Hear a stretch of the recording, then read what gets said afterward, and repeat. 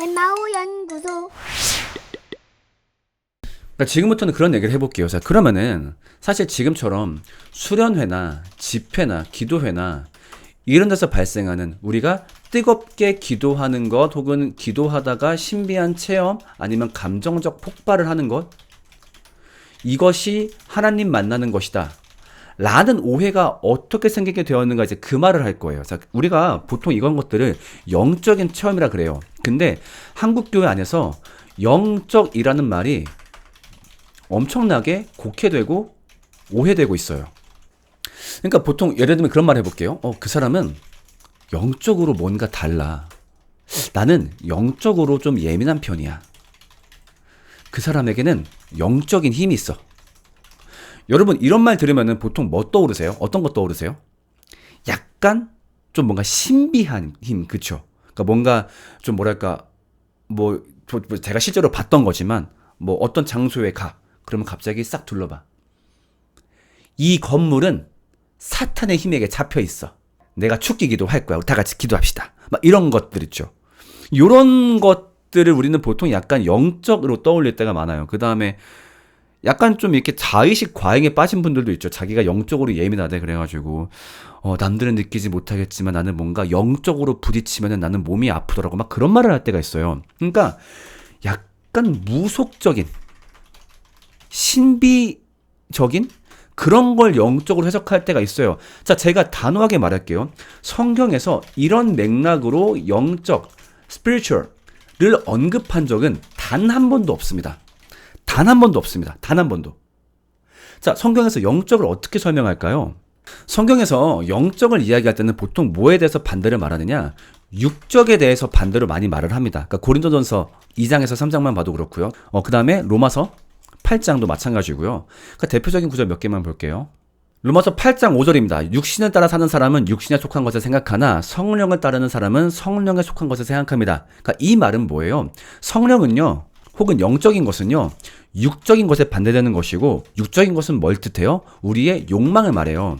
그 말은 뭐냐? 영적인 사람은 어떤 사람이냐? 어디 갔는데 뭐 신비한 뭐가 느껴지고, 이게 영적인 사람이 아니라 자기 욕망대로 살지 않는 사람, 자기 빡친다고 화내고 자기 욕심 갖는다고 갖고 그렇게 살지 않는 사람이 영적인 사람. 어떤 사람? 그냥 착한 사람, 좋은 사람, 하나님 사랑과 이웃 사랑을 잘 지키는, 계명을 잘 준수하는 사람, 그 사람이 바로 영적인 사람이에요.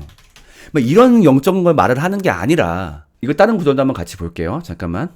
고린도전서 2장 12절입니다. 우리는 세상의 영을 받은 것이 아니라 하나님께서 오는 영을 받았습니다. 그것은 하나님께서 우리에게 은혜로 주신 선물들을 우리로 하여금 깨달아 알게 하시려는 것입니다. 그 말은 뭐예요? 영적이라는 건 뭐냐면은 얼락말락 이걸 얘기하는 게 아니라, 영적은 뭐냐? 우리한테 은혜로 주신 선물, 그게 뭡니까? 그 복음. 이게 뭐야? 그 복음. 그 복음을 깨닫는 것. 와, 우리한테 그 복음이 주어졌구나. 너무너무 놀랍다. 우와. 그래서 어떻게 사는 거? 착하게 사는 것. 지금 그 댓글 잘 다셨어요. 바로 그런 자기 욕망을 절제하기 위해 영적 체험과 은혜가 필요한 게 아닐까요? 맞아요. 영적 체험이 뭐냐고요? 그 영적 체험이 바로 복음을 깨닫는 거예요. 그렇게 자기 욕망을 절제하려면 그냥 결심은 안 돼요. 정말로 복음을 깨달아야 돼요. 그때 가능한 거니까. 복음을 깨달아서 내가 얼마나 악한 존재이고 그리스도의 사랑이 얼마나 감사한지 깨닫고, 그 깨달은 자들이 공동체를 이루었을 때, 그때 우리는 이런 사람 될 수 있거든요. 그랬을 때 우리는 영적인 경험을 한다라고 말을 하는 거예요. 여기 말씀하신 것 중에 은혜가 필요한 거 아닐까요? 은혜가 뭔데요? 은혜도 많이 곡해되고 있죠? 은혜. 나 은혜로워. 이 찬양 은혜로워. 설교 은혜로워. 모르면 은혜래? 자기가 울었으면 은혜래. 자기가 소름 돋았으면 은혜래. 그게 은혜가 아니에요. 은혜가 성경에서 그렇게 쓰인 적이 단 한 번도 없어요. 은혜는 뭐예요? 우리한테 값 없이 주어진 거, 자격 없이 주어진 선물. 그게 뭐예요? 복음. 이미 복음. 우리한테 값 없이 주어진 거. 근데 또 자꾸 은혜에다가 자꾸 이상한 거 자꾸 갖다 씌우고 싶어 해요. 은혜, 뭔가 기도하다가 내가 뭔가 느껴지고 나 오늘 은혜 받고 싶은데, 이미 은혜를 받았다고요. 뭘 통해서? 복음을 통해서. 그러니까 어때요? 한국교회 안에서 복음이 제일 미천해져 있어요. 복음을 제일 뒤로 놔요. 이건 뭔가 짜쳐. 복음 공부하고 하는 거. 그런 탁상 공론이지. 그런 지식적인 거. 그런 거 쓸모없어. 뭐 해야 돼? 역시 신비하고 뭔가 내가 기도하는데 뭔가 하늘이 착 열리고 그게 다 약간 어떤 자의식 과잉에서 오는 거라든가 그러니까 뭔가 나는 조금 더 신비한 존재면 좋겠는 거야. 다른 기독교인들보다 조금 더 멋도 좀 보이고 아니면은 아까 얘기했던 그런 무속 종교의 영향이 있는 거죠. 그러니까 우리는 자꾸 영적을 얘기하면 자꾸 신비한 걸 떠올린단 말이에요. 근데 보세요. 정작 성경은요. 우리가 어떻게 하면 성령을 받는다고 얘기하나요? 우리가 막 부르짖으면 왈락갈락 부르짖으면 아니요. 에베소서 1장 13절 보세요. 여러분도 그리스도 안에 진리의 말씀 말이 기니까 좀 줄여볼게요. 봐봐. 에베소 교인들이 성령의 날인을 받았대요. 날인. 이게 뭡니까? 날인. 도장 꽝. 그 말은 뭡니까? 성령님의 자녀가 되었대. 그 자녀가 된 비결이 뭐였대요? 이거래. 진리의 말씀, 곧 여러분을 구원하는 복음을 듣고서 이거라는 거예요. 누군가 성령 체험하고 싶어. 야, 그러면 산에 올라가서 소나무 붙잡고 이게 아니라 그러면 너 복음을 공부해봐. 너 하나님을 만나고 싶으면 복음을 공부해봐. 너한테 구원이 왜 왔고 구원이 어떻게 왔고 그게 왜 감사한 일인지 한번 공부해봐. 어려우면 나한테 질문해봐. 그것이 우리가 누군가에게 영적 체험을 유도하는 방법이에요. 로마서 10장 17절 지금 누가 댓글 달았지만 그것도 같이 봅시다. 그러므로 믿음은 들음에서 생기고 왈락갈락 이걸로 오는 게 아니라 자 근데 어떤 분들 이렇게 반박하실지 모르겠어요. 아이고 이 성경 알못 엠마오야 사도행전을 봐라. 마가 다락방에서 뜨겁게 기도하니까 오지 않았느냐. 정말 그랬을까요? 자 오순절이 되어서 그들은 모두 한 곳에 모여 있었다. 기도했나요? 아니에요. 그냥 모여 있었어요. 그랬다가 성령이 갑자기 그들한테 나타나더니 그 이후에 이제 방언으로 말하기 시작한 거였죠. 이분들이 성령을 이끌어내겠다고 지금부터 성령을 소환하겠습니다. 이야 이거 했나요? 아니라고요. 그런 적이 없다니까. 그리고 이 오순절 사건은요. 우리가 잘못 해석하면 안 되는 게 오순절의 성령 임재는요. 그 단회적인 사건이라고 보는 게 맞아요. 단회적인 사건. 그러니까 무슨 말이냐? 그 전까지는 그러니까 오순절 성령 임재가 있기 전까지는 일단 예수님이 계실 땐 성령이 하늘에 계셨고 그다음에 구약 시대에는 성령이 간헐적으로 사람을 만나 주셨어요. 근데 예수님이 약속하시죠. 나 올라가고 난 다음에 성령을 보내 줄게. 기다려. 그 말씀이 성취된 예수님이 이 땅에 성령을 보내겠다고 하신 말씀이 성취된 단회적인 사건이에요. 그래서 베드로도 말을 하죠. 지금 이 사건은 무엇이다? 요엘서의 말씀이 성취된 순간이다. 자녀들은 예언할 것이고 찬양하시죠? 그 사건이 지금 성취가 되었다. 그러니까 이후에도 설령 이때 여러분 이 사람들이 모여가지고 막 기도를 했다라고 하더라도 이 이후에도 성령님의 임재를 하려면 똑같이 막 기도해야 돼.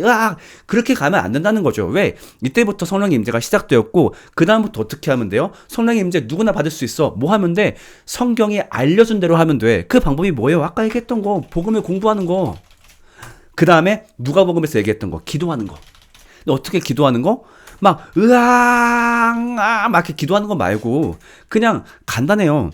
예수님이 중언부언 기도하지 말라 그랬어. 그럼 무슨 말입니까? 공부할 때 같이 기도하면 돼요. 심플해요. 그래서 우리가 성령을 구하는 기도할 때는요.